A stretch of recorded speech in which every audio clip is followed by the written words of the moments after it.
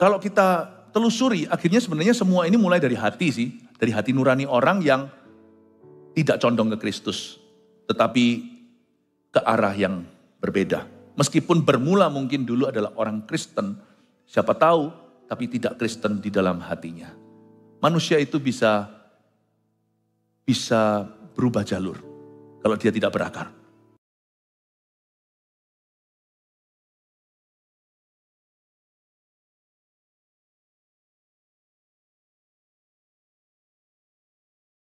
Karena engkaulah satu-satunya. Tidak ada yang seperti engkau di bumi dan di sorga. Yesus anak Allah, Tuhan dan pencipta. We love you for who you are. We worship you for who you are. Kami menyembahmu dan kami mengasihi pribadimu. Roh Kudus, beracaralah di tengah-tengah jemaatmu, di hati setiap kami secara mendalam. Ajari kami setia pada Yesus. Dan beritahu kepada kami tugas peran kami di akhir zaman ini. Apa yang harus kami lakukan. Dan kau menghendaki agar gerejamu, umatmu saling menjaga. Bapa terima kasih. Demi nama Yesus, haleluya. Amin. Selamat siang, berikan tepuk tangan untuk Tuhan. Thank you, praise and worship. God bless you. Sebelum duduk, udah terbiasa nih jemaat, gak duduk dulu sebelum dipersilahkan karena pasti ada sesuatu. Betul sekali. Tolong sambut orang kanan kirinya untuk kami. Katakan, welcome home with us. Praise the Lord. Puji Tuhan ya. Silakan duduk. Kita di streaming di mana-mana. Saya mulai dengan pengumuman dulu. Minggu depan hari Kamis tanggal 9 Mei kita akan rayakan kenaikan Tuhan Yesus. Dan saya umumkan sekali lagi, khotbah saya nanti adalah tentang the end times. Setiap kebaktian nanti masing-masing itu pengajaran yang sangat berharga. Saya dorong jemaat untuk bisa membaca Wahyu pasal 6 sampai 9. Supaya Anda bisa maksimal nanti ikut Bible study yang akan mengubah hidupmu itu. Ya. Dan untuk ibadah hari ini saya kasih tema, setia pada Injil. Saya mau kita tetap hidup di dalam, Tuhan ingin kita tetap hidup di dalam pengajaran yang sehat. Kebaktian 1 tadi sudah lalu, Anda bisa dengarkan setiap ibadah firman-nya akan beda. Ya, bumpernya aja yang sama karena ada beberapa informasi penting yang saya harus bagikan. Agar supaya anak cucumu tidak keluar dari jalur pengajaran Kristus. Hanya satu Injil dan sebagainya Anda lihat tadi. Dan khususnya kalau Anda seorang pemimpin, Anda perlu dengar kelima-limanya untuk menjaga dirimu dan untuk menjaga umat Allah. Termasuk untuk keluarga Anda. Saya dorong laki-laki terutama harus dengar ini semua, kepala keluarga. Kebaktian ini saya kasih topik tugas kita dalam menghadapi pengajar sesat. Kita baca dulu ayat, yaitu di 1 Timotius pasal 4 ayat 1 sampai 6 saja. Mari kita baca bersama-sama dalam hitungan ketiga, 1, 2, 3. Tetapi Roh dengan tegas mengatakan bahwa di waktu-waktu kemudian ada orang yang akan murtad lalu mengikuti roh-roh penyesat dan ajaran setan-setan. Saya belum dengar suaranya, semua yuk. 2, 3. Oleh tipu daya pendusta-pendusta yang hati nuraninya memakai cap mereka. Mereka itu melarang orang kawin, melarang orang makan makanan yang diciptakan Allah, supaya dengan pengucapan syukur dimakan oleh orang yang percaya dan yang telah mengenal kebenaran. Karena semua yang diciptakan Allah itu baik dan suatu pun tidak ada yang haram jika diterima dengan ucapan syukur. Sebab semuanya itu dikuduskan oleh firman Allah dan oleh doa. Dengan selalu mengingatkan hal-hal itu kepada saudara-saudara kita, engkau akan menjadi seorang pelayan Kristus Yesus yang baik, terdidik dalam soal-soal pokok iman kita, dan dalam ajaran sehat yang telah kau ikuti selama ini. Roh dengan tegas mengatakan bahwa di waktu-waktu kemudian ada orang yang murtad, lalu mengikuti roh-roh penyesat dan ajaran-ajaran setan.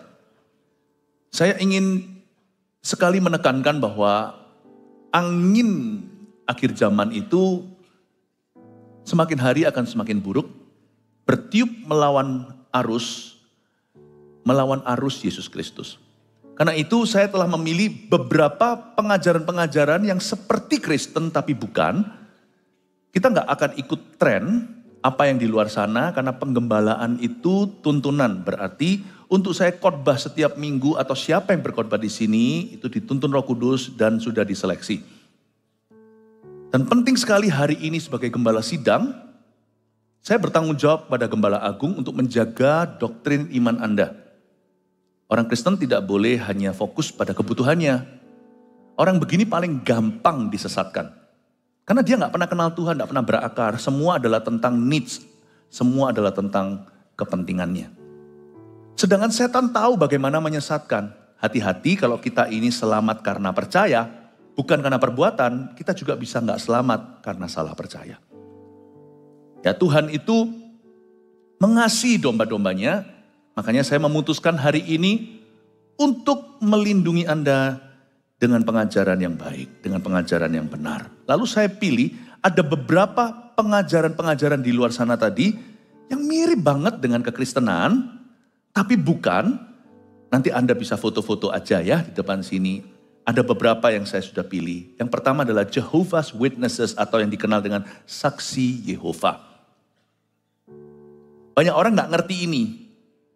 Tapi kita-kita yang pernah sekolah di luar negeri dulu tahu. Mereka biasanya berbaju rapi, pergi dari rumah ke rumah. Yang ditargetkan terutama adalah orang Kristen.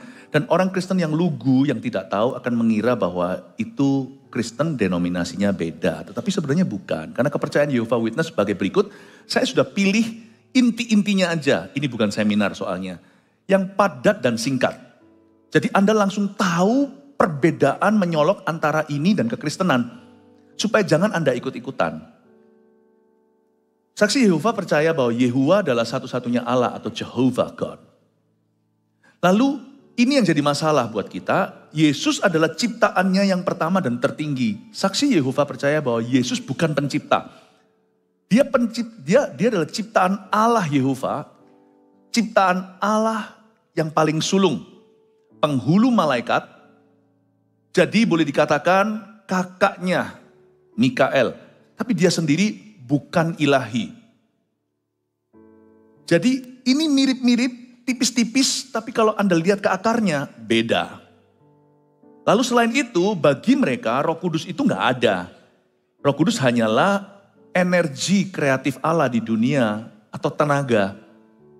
Sedangkan kekristenan percaya bahwa Yesus dan Bapa adalah satu dan setara dalam penciptaan. Mari kita lihat Yohanes 1 ayat 1 munculkan aja di situ. Pada mulanya adalah firman. Firman itu bersama-sama dengan Allah dan firman itu adalah Allah. Setara di dalam penciptaan. Lalu Yohanes 10 ayat 30 bunyinya, aku dan Bapa adalah satu.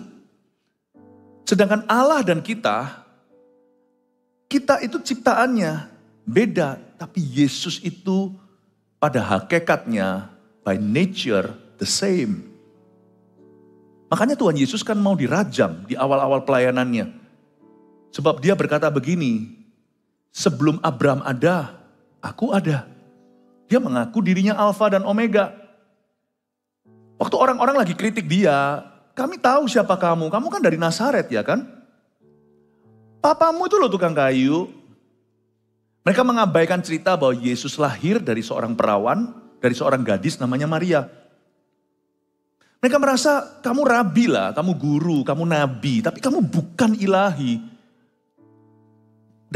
Dengan otoritas mana kamu mengajari kami mengusir setan dan menyembuhkan?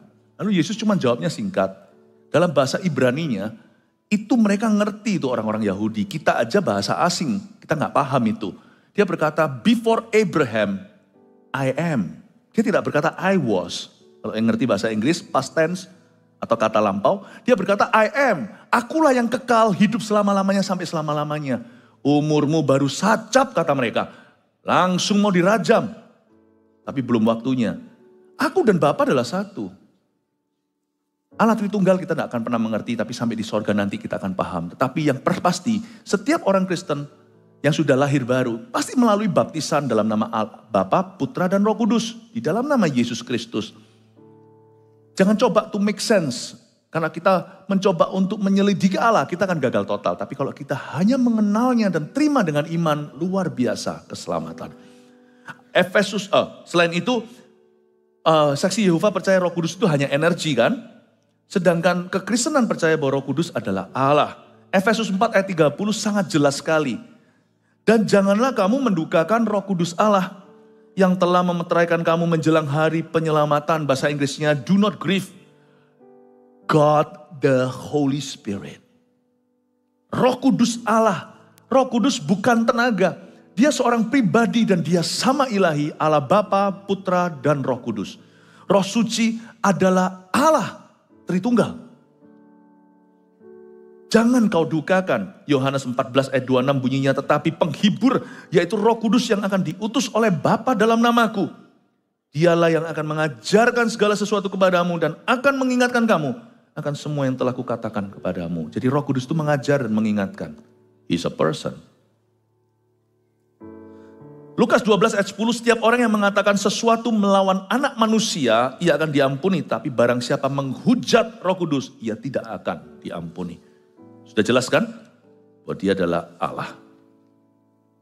Ada tipe kedua. Sebenarnya ya, semua itu ada kemiripannya. Masing-masing akan menyerang pengajaran sentral Kristus. Jadi saya sebut ada 4 totalnya untuk mewakili semua gerakan baru. Jadi lucu.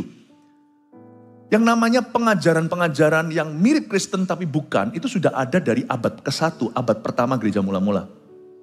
Hanya dia berevolusi aja, namanya gonta-ganti. Tapi sebenarnya esensinya sama. Jadi sekarang Anda bisa mengerti pergerakan zaman. Kenapa kok muncul angin-angin baru?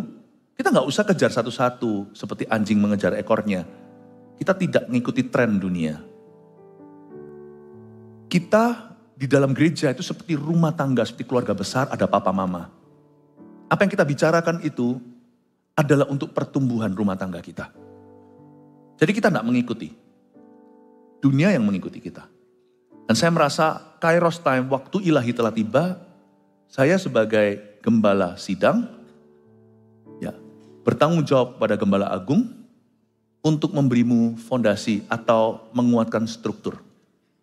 Karena ini tidak boleh main-main. Kita selamat oleh karena percaya. Berarti kita binasa juga karena salah percaya. Setan tahu persis gimana mencubitmu, gimana mencuri, membunuh. Setan tahu.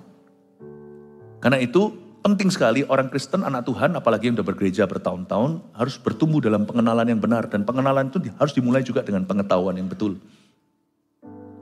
Nanti kalau Anda lihat ya, perbedaan antara gereja itu sebenarnya nggak prinsip.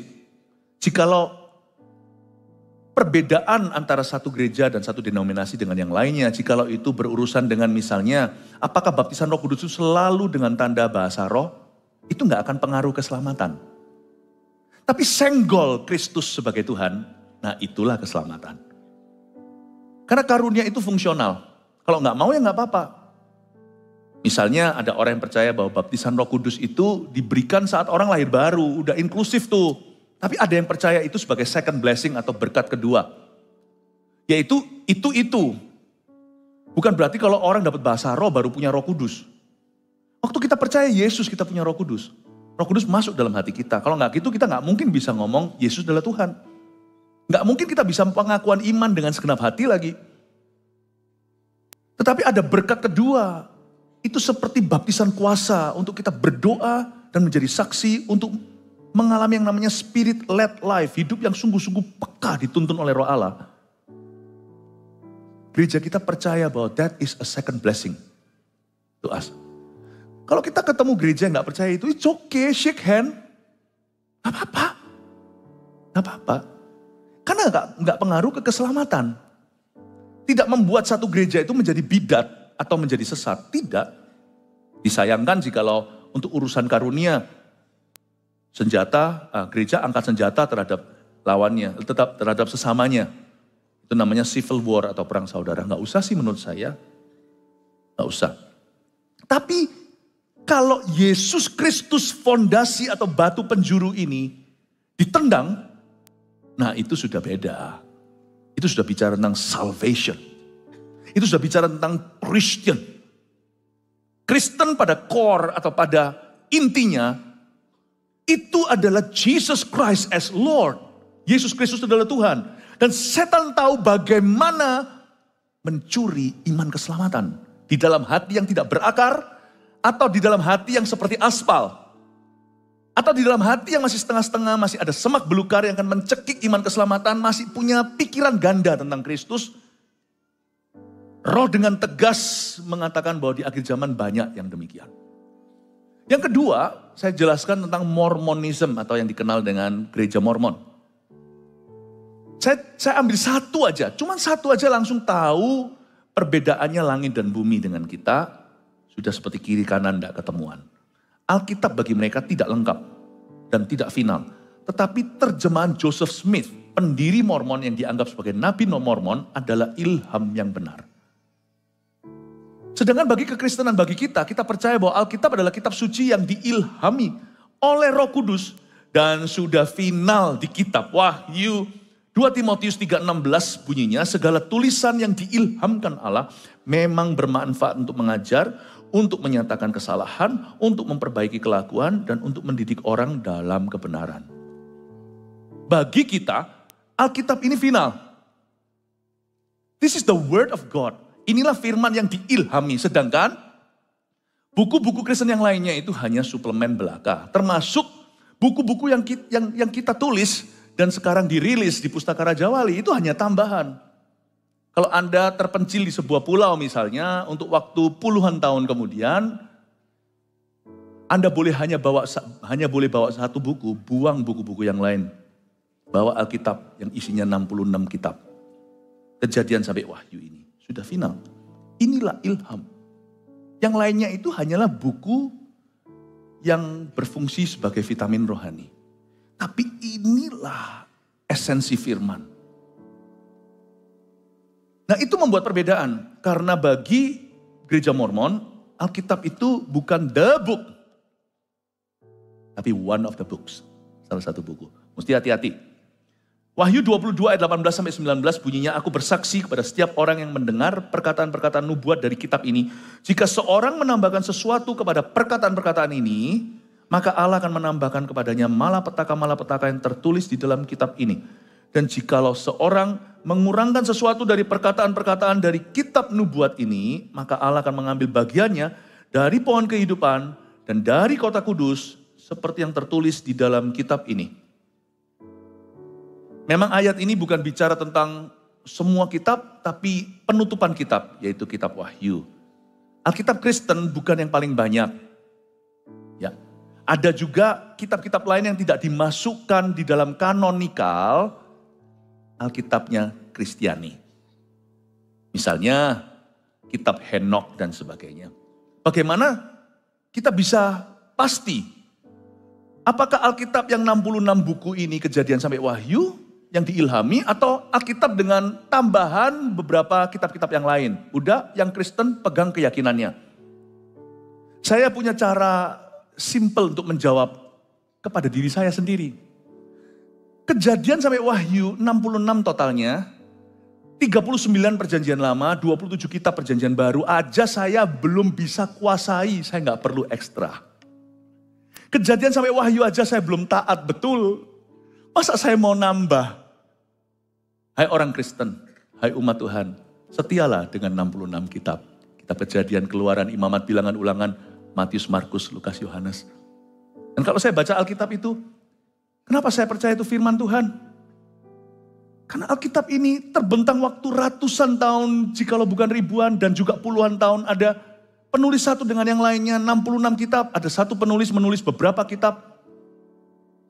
Tapi ada juga penulis yang hanya menulis satu kitab, surat Yakobus contohnya. Dari Musa yang menulis Torah atau kitab Taurat, Kejadian, Keluaran, Imamat, Bilangan, Ulangan, 5 kitab pertama di perjanjian lama. Sampai Injil yang ditulis oleh Dr. Lukas, oleh anak muda namanya Markus, Yohanes, sama Matius pemungut cukai, tukang pajak. Semuanya bicara tentang satu pribadi. Kalau kita sudah lahir baru kita mengerti.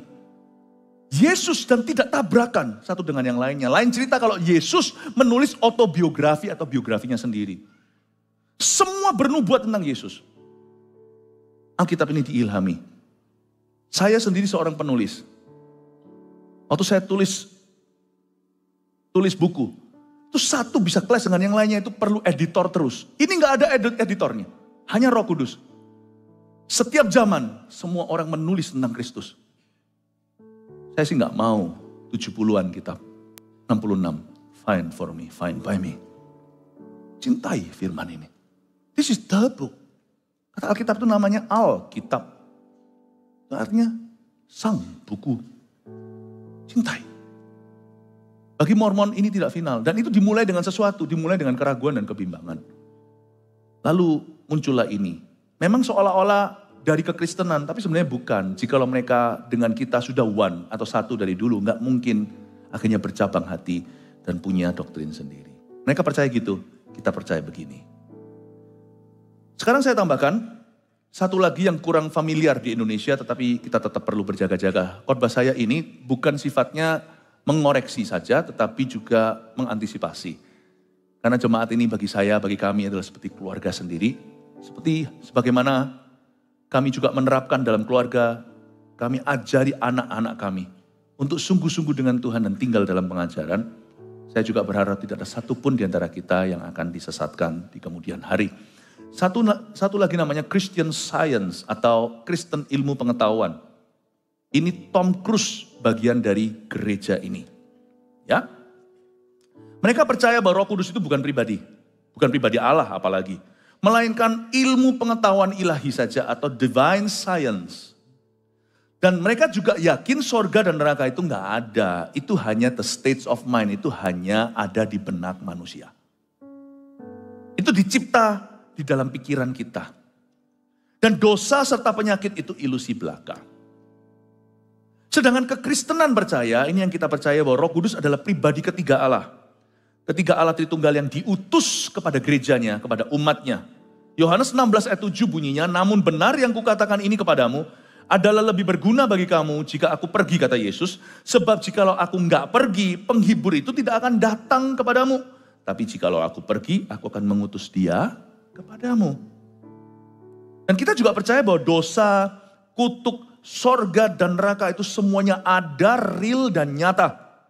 Roma 3 ayat 23 bunyinya, 23 dan 24. Karena semua orang telah berbuat dosa dan telah kehilangan kemuliaan Allah. Dan oleh kasih karunia telah dibenarkan dengan cuma-cuma karena penebusan dalam Kristus Yesus. Tambahkan Roma 6 ayat 23. Nggak tahu apakah sudah disiapkan, kalau enggak saya kutip saja. Karena upah dosa ialah maut. Tetapi kasih karunia Allah adalah hidup yang kekal di dalam anaknya, Yesus Tuhan. Kita percaya bahwa dosa adalah dosa. Setan adalah setan. Neraka adalah neraka. Dan itu bukan dongeng belaka. Ini penyebab juga kalau Anda lihat ya, pengaruhnya ini sebenarnya ada. Ini apapun labelnya, Christian Science kayak Kristen Ilmu Pengetahuan kayak gerejanya biasanya megah-megah. Kalau di luar negeri, di Amerika contohnya, Mormon juga. Dan kalau kita telusuri, akhirnya sebenarnya semua ini mulai dari hati sih. Dari hati nurani orang yang tidak condong ke Kristus. Tetapi ke arah yang berbeda. Meskipun bermula mungkin dulu adalah orang Kristen. Siapa tahu, tapi tidak Kristen di dalam hatinya. Manusia itu bisa berubah jalur. Kalau dia tidak berakar. Nah, ini menceritakan, sekarang jadi mengerti misalnya gereja-gereja yang belum sampai meninggalkan Roh Kudus. Tapi kenapa di zaman modern ini ada hawa sekuler yang berhembus. Dan saya percaya di balik itu selalu ada roh-roh jahat yang campur tangan. Karena salah satu senjata roh jahat untuk meruntuhkan umat yang selamat adalah meragukan Tuhannya dan meragukan juru selamatnya. Dan sekarang kita lebih mengerti kenapa gereja-gereja lebih condong mulai meninggalkan Roh Kudus. Atas nama apa? Atas nama ilmu pengetahuan, atas nama modernisasi. Makanya gereja kita tetap harus bisa menyembah Tuhan dalam roh dan juga dalam kebenaran. Jangan hanya dalam kebenaran, lama-lama akan luntur tuh kebenaran. Kalau kita tidak kuat di dalam Roh Kudus. Gereja-gereja mulai menganggap Roh Kudus itu lebih kepada, ya sudahlah pokoknya yang penting kita berpikiran positif, jadi orang baik, lakukan ajaran Tuhan. Tapi Roh Kudus mulai pelan-pelan disingkirkan. Di dalam ibadah sudah mulai tidak ada. Sebenarnya belum sampai gereja itu menjadi Christian Science atau gereja ilmu pengetahuan, tetapi sudah mulai condong ke situ. Sekali kita jalan ke sana, biasanya nggak ada remnya, bisa jadi remnya blong. Makanya gereja itu tetap harus menjaga rohnya. Biarlah rohmu menyala-nyala. Jangan padamkan roh. Jangan larang orang berbahasa lidah. Kalau pada tempatnya, yaitu saat menyembah atau saat perkumpulan bersama, kita itu berdoa. Itu tools, itu instrumen dari Allah. Karena itu jangan sampai kita tanpa kita hati-hati ternyata mulai digeser harapan kita. Harapan Injil mulai digeser. Mulai digoncang. Pergeseran yang boleh terjadi tahun ini yang dari Tuhan.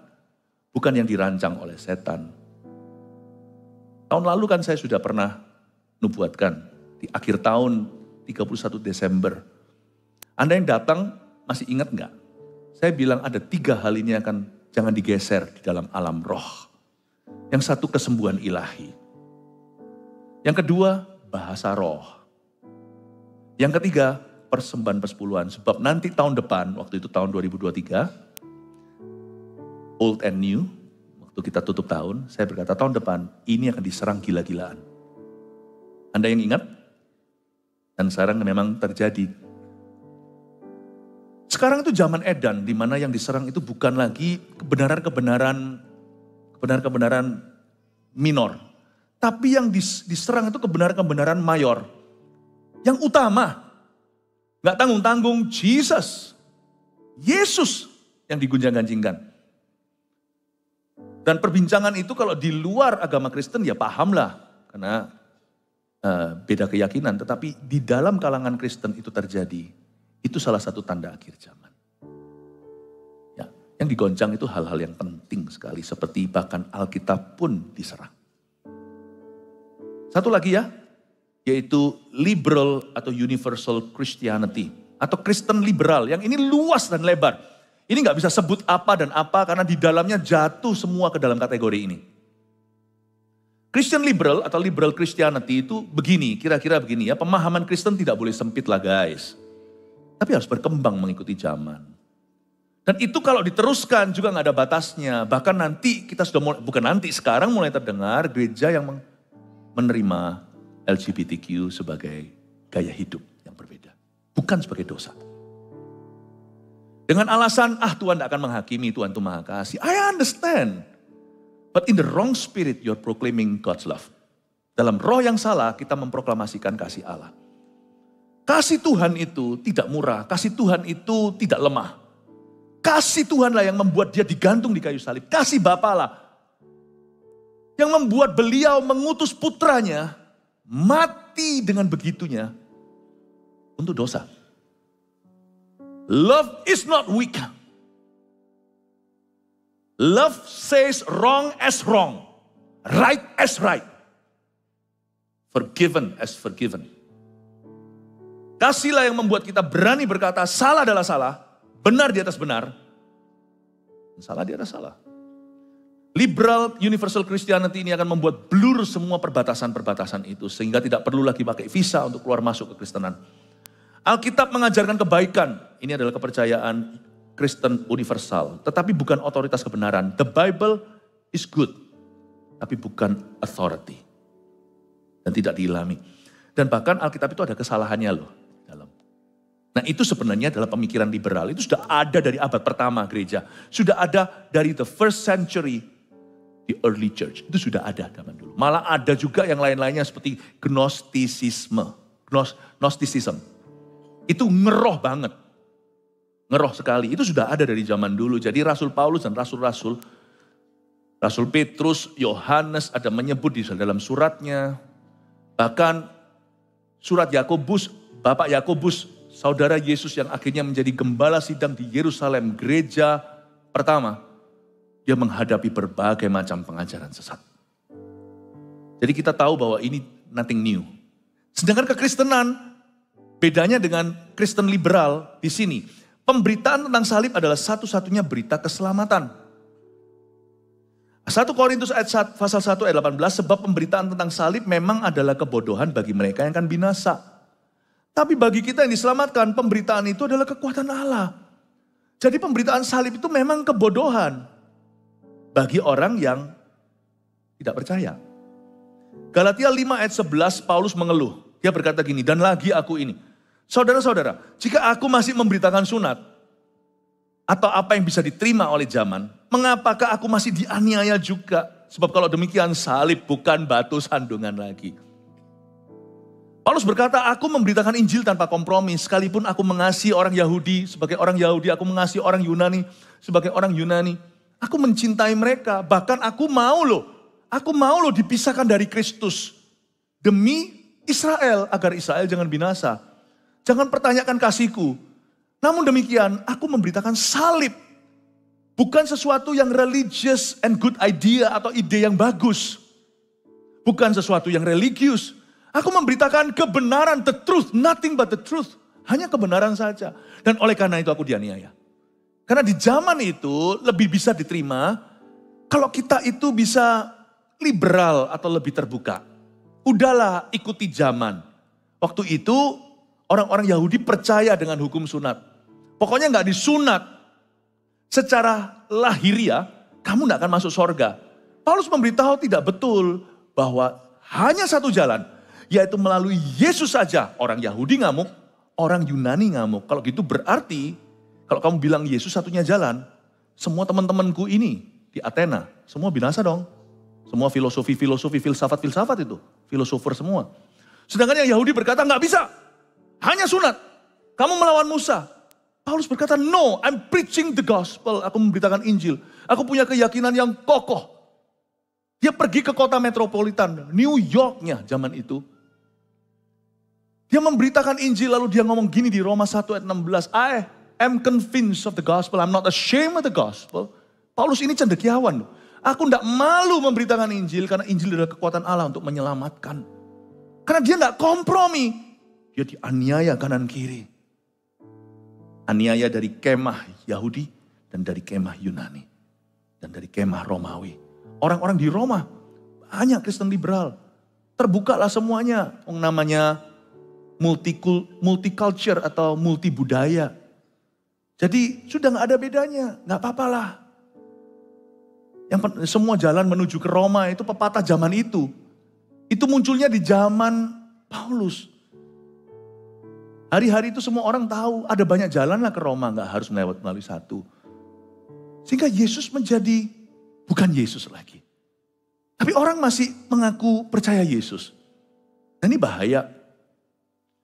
Paulus berkata seperti ini di Roma 1 ayat 16 tadi yang saya sebutkan. Sebab aku mempunyai keyakinan yang kokoh dalam Injil. Karena Injil adalah kekuatan Allah yang menyelamatkan setiap orang yang percaya. Berita salib itu. Pertama-tama orang Yahudi tapi juga orang Yunani. Sebab di dalamnya nyata kebenaran Allah yang bertolak dari iman dan memimpin kepada iman. Seperti ada tertulis, orang benar akan hidup oleh iman. Bedanya dengan Kristen liberal, kita percaya bahwa Alkitab adalah firman Tuhan yang sempurna. Otoritas tertinggi orang percaya itu bukan pengalaman atau pemikirannya. Tapi what the Bible says. Apa kata the scriptures atau apa kata Alkitab. Mazmur 119 ayat 89 bunyinya. Untuk selama-lamanya ya Tuhan, firman-Mu tetap teguh di sorga.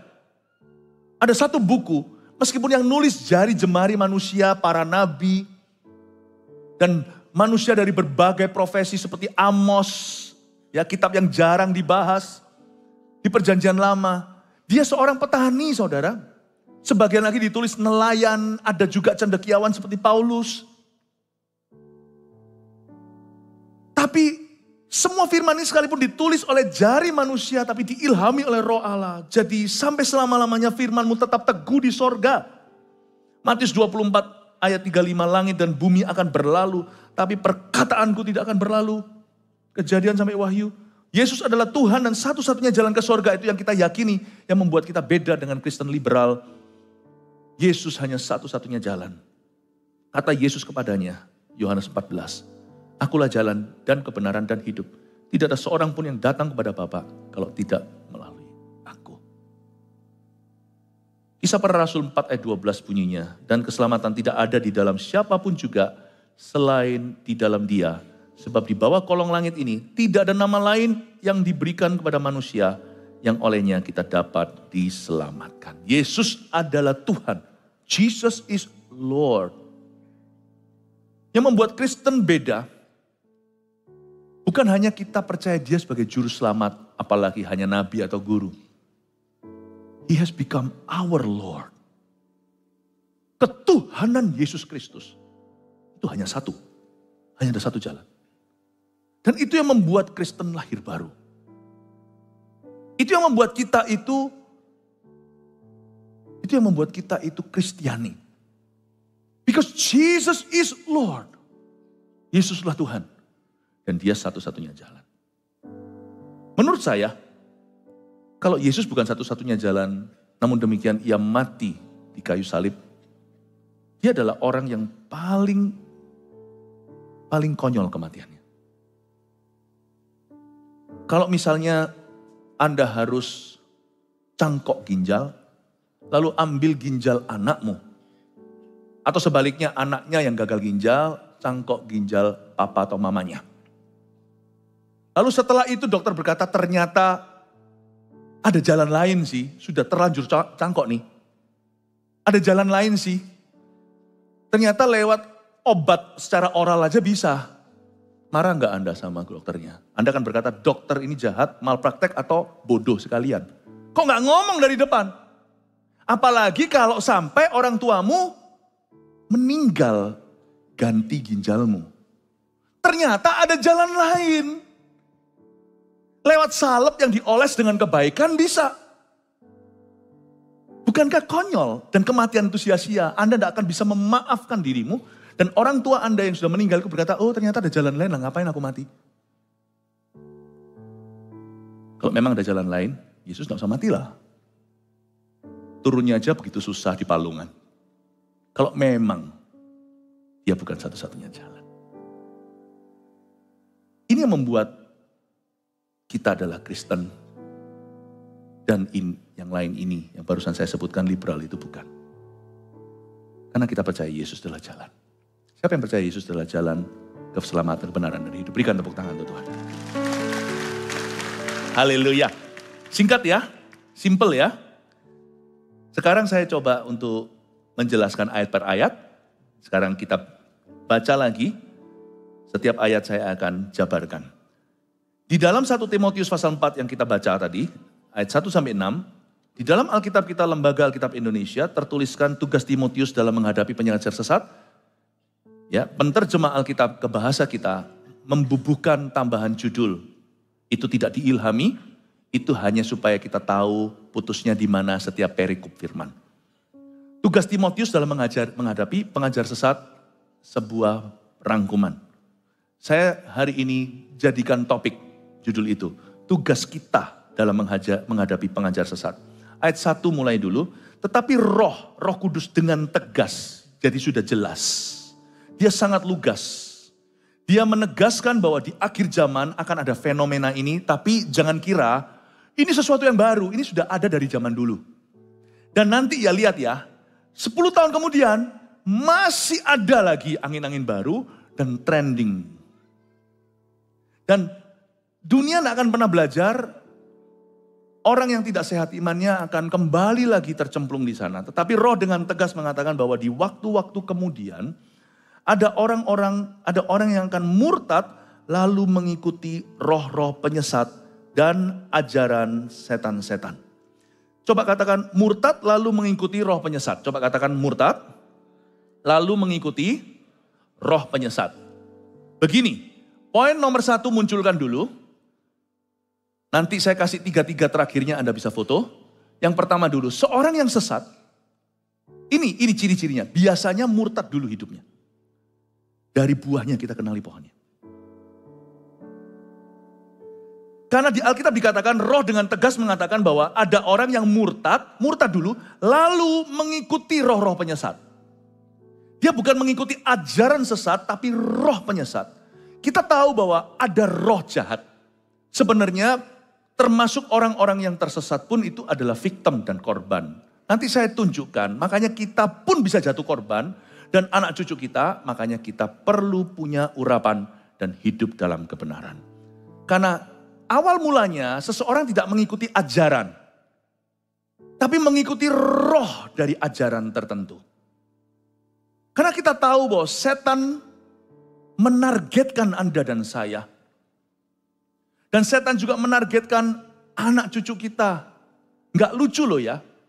Kalau anak cucu kita suatu hari sekolah di mana, pulang-pulang dia berkata, aku saksi Yehova.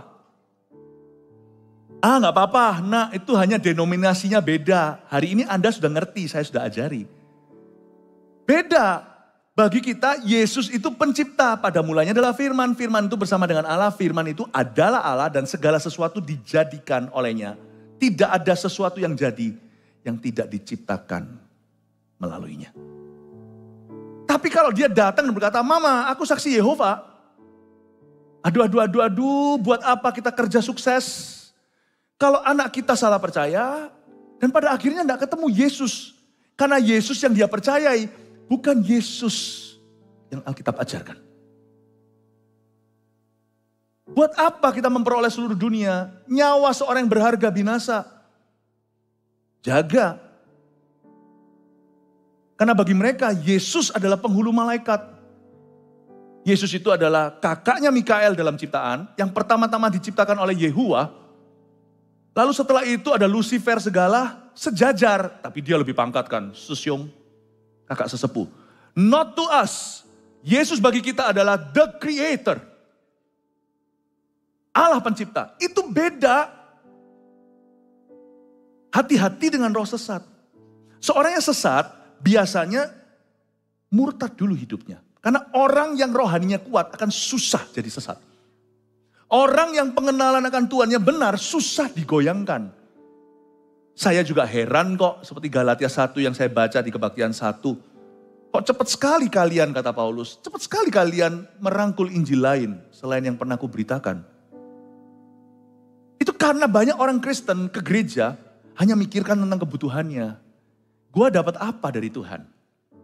Seseorang tolong, mohon tolong saya. Jadi orientasinya ke mi. Oke untuk bayi rohani. Sampai kapanpun kita dewasa iman, kita tetap perlu didoakan. Saya juga, tapi jangan berpusat di situ. Miliki pengenalan akan Allah juga. Makanya di dalam gereja kita, firman diajarkan dari segala sudut. Kadang-kadang tentang keluarga, nanti tentang kitab Wahyu. Saya nggak ngomong pembicara luar. Saya bicara tentang gembala-gembalamu sendiri. Memberimu menu. Seperti seorang personal trainer secara iman. Melatih Anda setiap otot-otot rohani Anda jadi. Makanya orang Kristen juga harus baca Alkitab. Jangan lupa Kamis nanti. Wahyu 6-9 dibaca semuanya supaya maksimal. Orang yang murtad. Seperti seorang yang sesat biasanya murtad dulu. Karena itu orang yang kuat berjaga-jaga tidak akan bisa tercuri iman keselamatannya. Anak cucunya juga aman. Karena ada kita. Saya masih ingat pada waktu saya sekolah. Ya, masih di poin 1 ya. Waktu saya sekolah, rumah kami itu kan besar. Waktu saya sekolah di Kanada. Lalu ada kos-kosan di situ teman-teman karena terlalu banyak kamar. Akhirnya teman-teman gereja juga ada di sana dan mereka tuh bisa tahu orang Kristen di mana. Mereka berpakaian rapi, pernah didatangi saksi Yehova, orang Mormon juga ada yang naik sepeda, pakai putih hitam, ada kepleknya di sini namanya, jadi sangat-sangat profesional. Nanti saya juga pernah, rumah kami juga pernah didatangi dengan satu sekte orang-orang Korea yang bukan termasuk tadi, tapi kurang lebih semua itu kan syarat sama pengajarannya. Sama-sama serang central nerve atau menyerang yang namanya saraf utama kekristenan. Lain cerita ya, kalau perbedaan denominasi gak perlu saya sebut lagi ya. Itu biasalah, antara gereja ada sedikit perbedaan perubahannya. Beda lah. Ya. Gak apa-apa. Tapi kalau sudah batu penjuru itu lain saudaraku. Didatang itu. Nah saya yang sekolah seminari, saya yang sekolah teologi. Dan juga saya sebenarnya adalah kakak rohani dari mereka semuanya. Nah, teman-teman saya rekan pelayanan di situ didatangin. Ting dong. Suatu hari saya sedang sembahyang, saya sedang saat teduh. Siang-siang itu saya pulang sekolah. Siang-siang dia bisa tahu tiba-tiba ada mobilnya van di situ. Tapi hari itu saya nggak tahu mereka akan datang. Waktu saya berdoa tiba-tiba, ini pengalaman ya, ini kesaksian. Ada suara hati saya berkata, Philip keluar dari kamar, mereka sudah datang. Apa mereka datang? Saya di kamar kok nggak lihat jendela. Kamar saya itu ke arah kebun belakang, tidak ke arah halaman luar. Oke, saya turun, ting dong, semua dibuka. Ada 2 orang datang. Yang satu adalah anak muda yang kemarin datang. Saya debat dan akhirnya kita tidak dapat kesepakatan, dia pergi. Dia tidak bisa meyakinkan saya harus pasang badan. Saya sebenarnya nggak suka berdebat. Jadi saran saya kalau Anda didatangi seperti itu, nggak usah deh debat, percuma. Doakan aja, nggak usah debat. Saya mesti, karena di sana di rumah saya ada 10 orang lainnya. Kalau saya tidak pasang badan, nanti orang-orang ini ke mereka. Jadi saya tumbalkan diri saya sendiri, karena saya juga tahu tentang ini. Saya bicara sama mereka, oh ini, saya bilang, hey you again. Tapi kali ini dia datang dengan seniornya. Pasangan yang satunya lagi itu beda. Kemarin muda, sekarang yang tua. Nah saya tahu yang tua ini, saya langsung tahu lah ini seniornya. Ngobrol-ngobrol pembicaraan kita sampai kepada Roh Kudus itu energi. Saya berkata, nggak mungkin.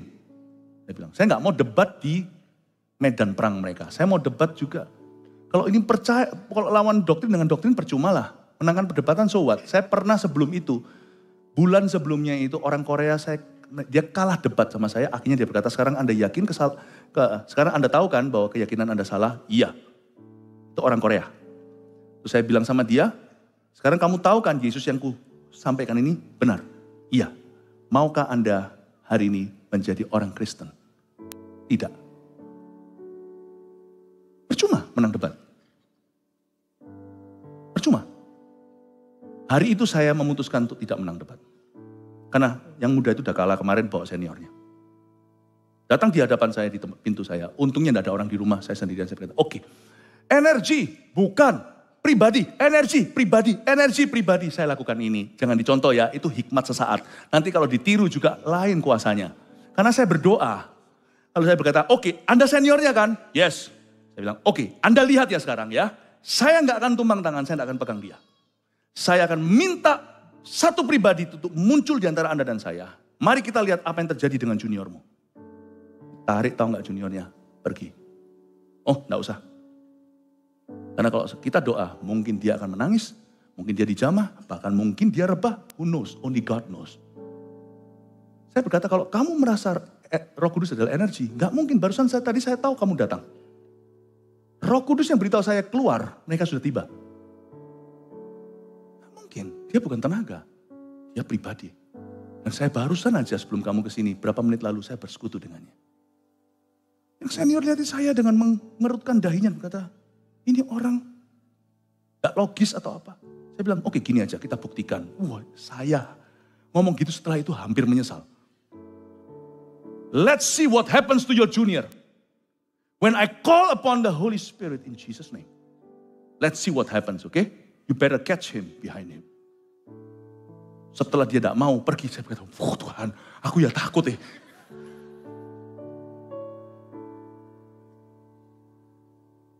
You see, seorang yang sesat biasanya murtad dulu hidupnya. Dari buahnya kita kenali pohonnya. Kita itu gampang termakan berita. Jadi misalnya ada orang membahas seseorang yang lain. Kadang-kadang kita termakan dengan berita itu, kita lupa. Orang pertama yang membahasnya itu siapa dia. Dicek dong.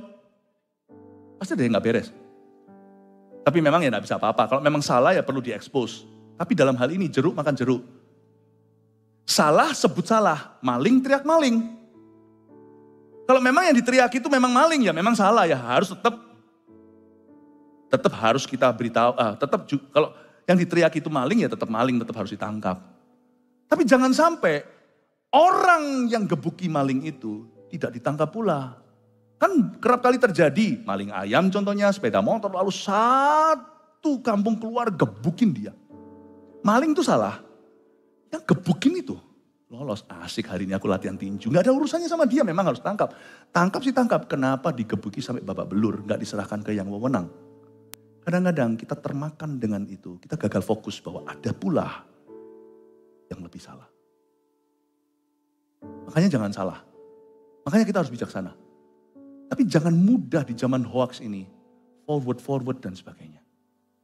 Jangan ikut-ikutan tren-tren atau yang viral-viral. Urusi rumah tanggamu, gereja kita bertumbuh dengan sehat dalam ajaran. Dan kita semua berbuah lebat. Karena zaman seperti ini, biasalah itu, dari zaman dulu udah ada. Sebab orang yang sesat biasanya murtad dulu. Dari buahnya kita langsung kenali pohonnya.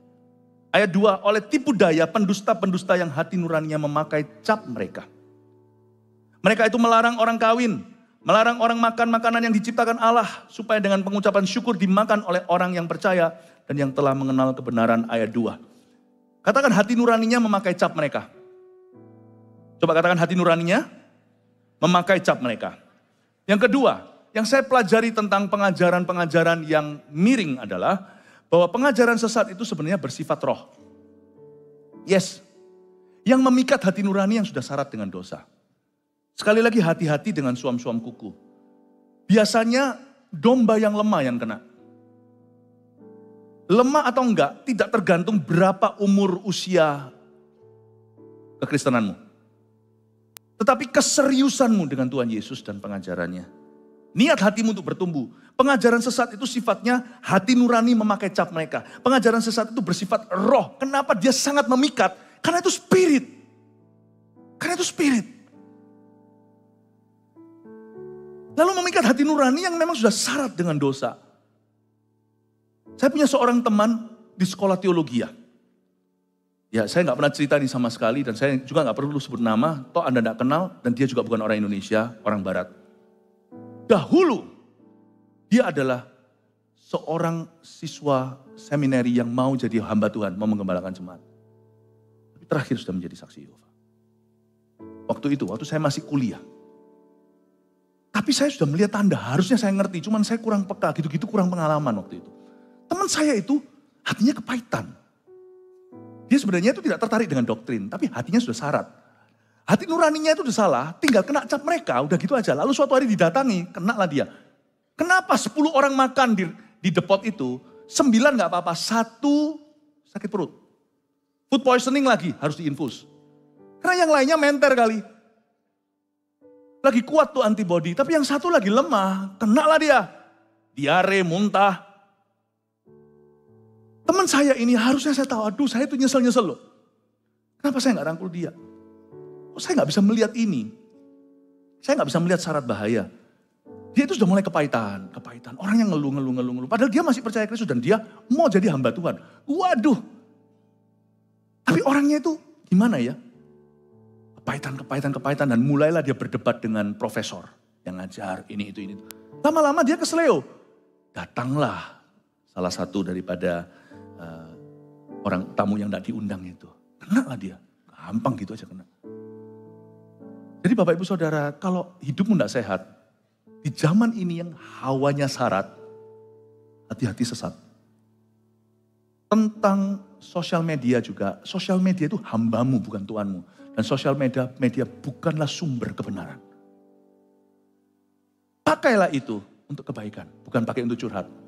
Anda tidak akan pernah ketemu di sosial media saya, atau bahkan di profil, jika ada yang di dalam kontak saya, nggak mungkin saya curhat. Gitu aja sombong, nggak mungkin begitu. Pamer lu, nggak usah begitu. Atau saya marah dengan siapa? Tolong ya, lain kali ya. Kalau di restoran ini ya, kalau saya sudah datang dulu, jangan dikasih ke pelanggan lain. Ya ngomong dong ke restorannya, jangan ke sosial media. Anda bisa dapat pembenaran, tapi Anda mengkamiri orang-orang yang nggak perlu tahu. Nggak ada urusan. Anda mungkin dibenarkan satu hal itu, tapi Anda semakin salah di depan Tuhan. Nggak gitu caranya. Orang yang syarat, gampang kena cap mereka. Karena kita harus mengerti bahwa ini adalah roh yang memikat. Saya tidak main-main dengan ini. Karena itu saya beritahu pada orang-orang yang kos di rumah saya waktu itu. Saya beritahu, kalian ya, nehi ya. Jangan sekali-kali temui orang-orang itu. Lu jangan remehkan, karena mereka ini bukan bawa pengajaran. Spirit. Oke? Tapi biasanya di ayat 3 pengajarannya itu pasti nggak imbang. Melarang orang ini, melarang orang itu. Pasti ada sesuatu yang tidak diajarkan firman, tapi ada pengajaran sentral yang diserang. Ayat 4, karena semua yang diciptakan Allah itu baik dan suatu pun tidak ada yang haram jika diterima dengan ucapan syukur, jaga hatimu dengan ucapan syukur. Sebab semuanya itu dikuduskan oleh firman Allah dan oleh doa. Ayat 5, sebab semuanya itu dikuduskan oleh firman Allah dan oleh doa. Zaman sekarang sekali lagi yang diserang itu Alkitab malahan. Luar biasa. Kalau dulu cuma pengajaran-pengajaran dijadikan debat, sekarang Alkitab menyeluruh itu diserang. Bahwa Alkitab itu tidak perfect. Alkitab itu salah. Alkitab itu masih ada celahnya. Dan bahkan kontroversial satu dengan yang lainnya, luar biasa. Saya mau kita semua belajar dari Billy Graham. Billy Graham ini seorang orang barat, orang Amerika, pikirannya logis. Main otak, itu pakai otak kiri. Pikirannya logika. Suatu hari sebelum dia menjadi penginjil yang hebat, hatinya berkecamuk sekalipun dia belajar firman. Kok bisa saya yakin kejadian sampai wahyu itu Alkitab ini sungguhan firman Allah. Susah untuk membuktikan. Anda kalau mau berdebat dengan orang yang memang sudah meragukan ya percuma. Tapi kita yang punya Yesus dalam hati, kita tahu. Kesaksian roh kita itu dapat. Dan kita tidak bisa menang ini lewat debat. Kita tidak bisa meyakinkan orang lewat perdebatan. Di dalam hati kita itu ada keyakinan bahwa this is firman Tuhan. Billy Graham membawa Alkitab itu. Dan dibawa di halaman belakang atau di mana in the woods atau di hutan. Dan dia dengan Tuhan sendirian, dia memang cari tempat menyendiri dan berkata, from now on by faith I accept this as your ultimate word. Mulai hari ini aku dengan iman percaya bahwa Alkitab ini adalah firman Tuhan. Sejak hari itu kita tahu Billy Graham yang kita kenal dalam sejarah gereja sebagai seorang yang memberitakan Injil. Dalam kalimat beliau setiap kali khotbah KKR-nya tidak pernah gagal mengucapkan the Bible says, the Bible says, the Bible says. Dan itu yang membuat jutaan bahkan miliaran orang terima Tuhan. Bapak Ibu Saudara, tidak usah masuk ke dalam dunia pembuktian. Saksian rohmu sendiri akan dapat. Oh, if you have accepted Jesus as your Lord, kalau Anda sudah menerima Yesus sebagai Tuhanmu, dalam hatimu tahu bahwa ini firman Allah. Dengan selalu mengingatkan hal-hal itu kepada saudara-saudara kita, ayat 6, engkau akan menjadi seorang pelayan Kristus, Yesus yang baik, terdidik dalam soal-soal pokok iman kita, dan dalam ajaran sehat yang telah kau ikuti selama ini. Bagus sekali ayat 6 konklusi. Paulus berkata begini sama Timotius, kamu harus mengingatkan hal itu loh ya kepada jemaat. Engkau sendiri akan menjadi seorang pelayan Kristus Yesus yang baik, hamba Tuhan yang baik dan benar.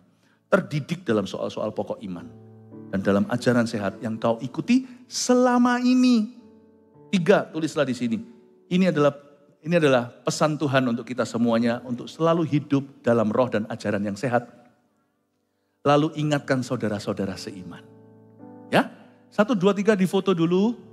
1, 2, 3, giro lu. Iya. Ceklek. Oke, jangan dilupakan. Lalu ada kata-kata di sini. Dalam ajaran sehat yang telah kau ikuti selama ini. Saya bawa ke hadapan Anda. Pengakuan iman rasuli yang perlu dari waktu ke waktu kita ingat lagi. Pengakuan iman rasuli ini adalah kompilasi pengajaran para rasul dan gereja mula-mula. Dan ini dikumpulkan dan disahkan di abad-abad pertama gereja Tuhan. Let's be faithful, setia pada Injil yang dari gereja mula-mula, Injil yang diturunkan oleh rasul-rasul, Injil yang dicatat di dalam Alkitab. Bunyinya begini, pengakuan iman rasuli Kristen. Aku percaya, munculkan di sini ya, kepada Allah Bapa yang Maha Kuasa, Khalik langit dan bumi. Aku percaya kepada Yesus Kristus, anaknya yang tunggal, Tuhan kita, yang dikandung daripada Roh Kudus, lahir dari anak darah Maria, yang menderita sengsara di bawah pemerintahan Pontius Pilatus, disalibkan, mati, dan dikuburkan turun ke dalam kerajaan maut. Pada hari yang ketiga bangkit pula dari antara orang mati, yang naik ke sorga, duduk di sebelah kanan Allah, Bapa yang Maha Kuasa. Dari sana ia akan datang kelak untuk menghakimi orang yang hidup dan yang mati. Aku percaya kepada Roh Kudus dan adanya satu gereja Kristen yang kudus dan am. Am itu satu. Persekutuan orang-orang kudus, pengampunan dosa, kebangkitan badan, dan hidup yang kekal. Sama-sama katakan, amin. Puji Tuhan, kasih tepuk tangan untuk Roh Kudus. Mari kita semua bangkit berdiri. Saya akan tuntun Anda kalimat demi kalimat. Pengakuan iman rasuli Kristen sebagai fondasi kebenaran. Gereja kita tidak mengajarkan pengajaran baru. Gereja kita setia pada Injil yang lama. Bukan Injil yang lain. Malaikat pun kalau turun dari langit mengajarkan Injil yang lain. Siapapun, jangankan malaikat, terkutuklah dia. Kita setia pada Injil. Injil yang dari sejak gereja mula-mula. Injil yang dari rasul-rasul. Ini pengakuan iman rasuli kita. Ini adalah rangkuman semua pengajaran mereka. Mari kita baca kalimat demi kalimat setelah saya bacakan. Anda ikuti ya. Pengakuan iman rasuli Kristen. Oke, saya bacakan. Aku percaya kepada Allah Bapa yang Maha Kuasa, Khalik langit dan bumi. Aku percaya kepada Allah Bapa yang Maha Kuasa, Khalik langit dan bumi. Aku percaya kepada Yesus Kristus, anaknya yang tunggal, Tuhan kita. Aku percaya kepada Yesus Kristus, anaknya yang tunggal, Tuhan kita. Yang dikandung daripada Roh Kudus, lahir dari anak darah Maria, yang menderita sengsara di bawah pemerintahan Pontius Pilatus, disalibkan, mati, dan dikuburkan, turun ke dalam kerajaan maut.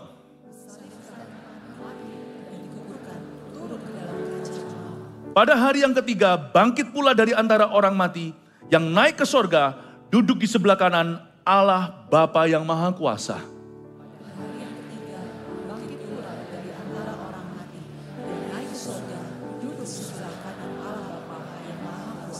Dari sana ia akan datang kelak untuk menghakimi orang yang hidup dan yang mati.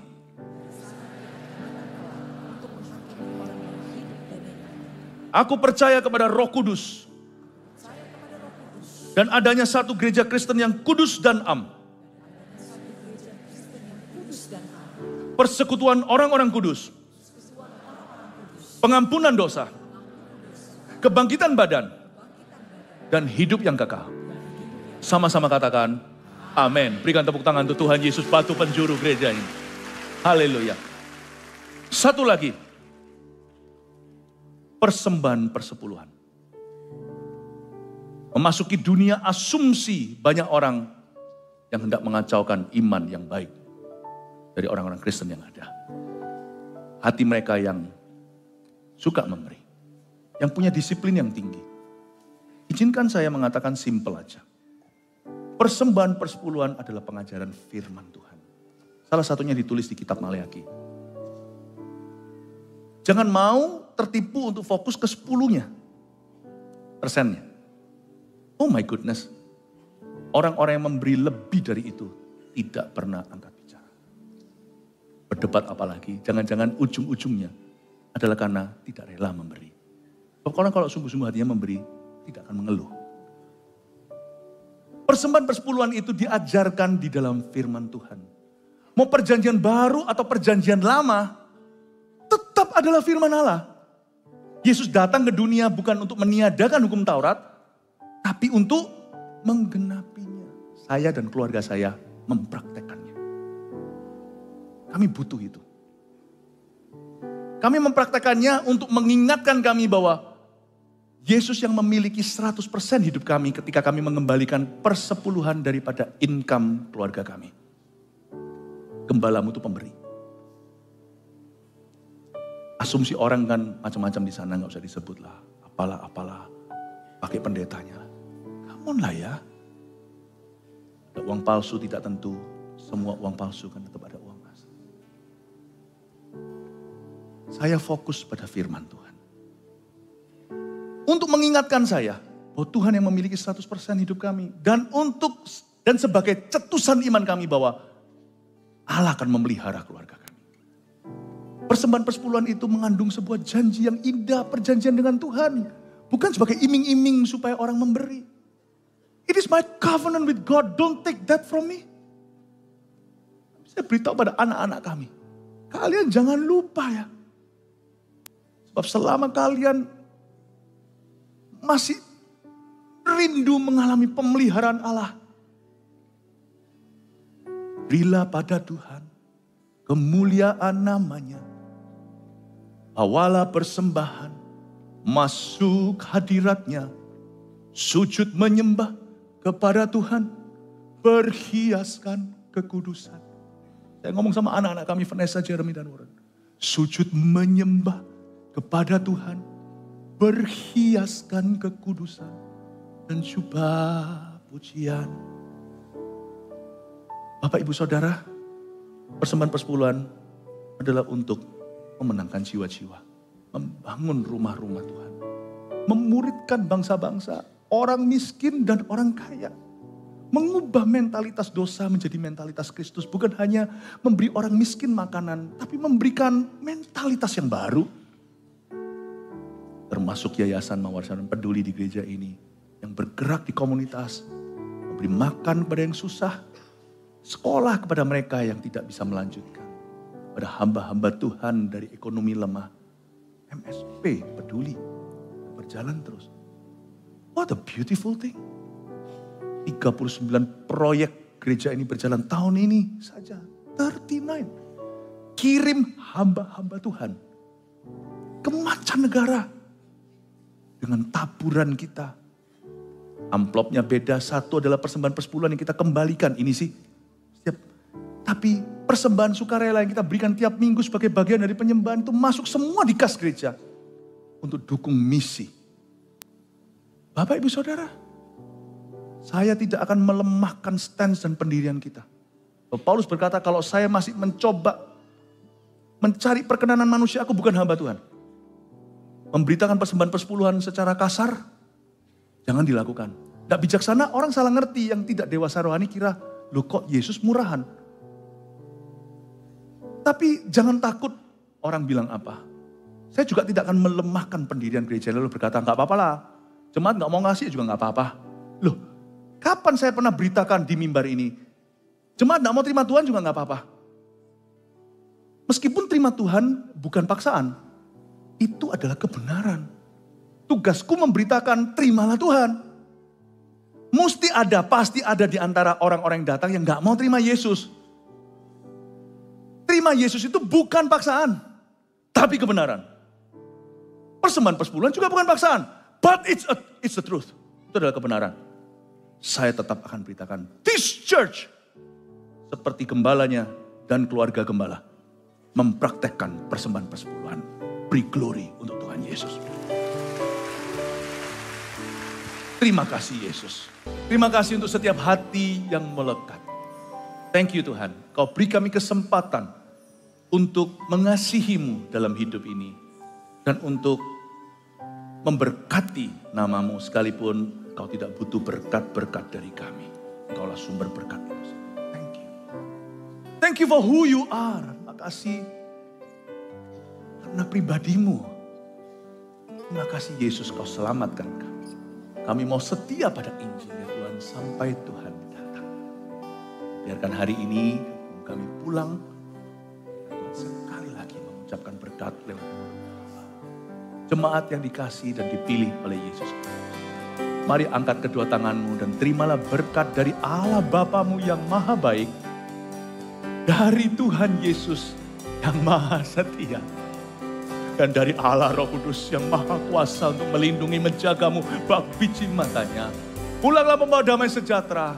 Keselamatan Tuhan ada di atas rumah tanggamu. Pulang pergimu, keluar masukmu disertai oleh Roh Allah. Dalam nama Yesus, haleluya. Amin. Selamat siang. Love you.